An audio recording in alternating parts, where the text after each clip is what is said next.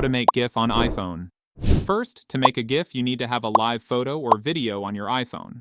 For this, open the Photos app on your phone.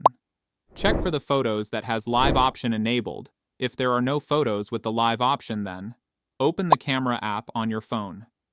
At the top right corner of the screen, click on the circle icon to enable the live photo option. Now, tap on the shutter button to click a photo.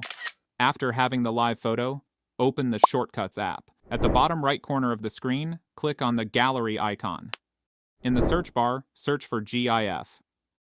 Look for the shortcut Make a GIF and click on the plus icon to add it. Now, go back to the Shortcuts tab and you'll see the new GIF shortcut available for use and click on it. Here you will redirect it to the Photos app. From there, select a live photo that you want to convert into a GIF. When you're ready, click on Done. Now, your newly created GIF will be saved automatically in your Photos app. To verify, open the Photos app, and as you can see, here's the GIF that you have just created. And that's it.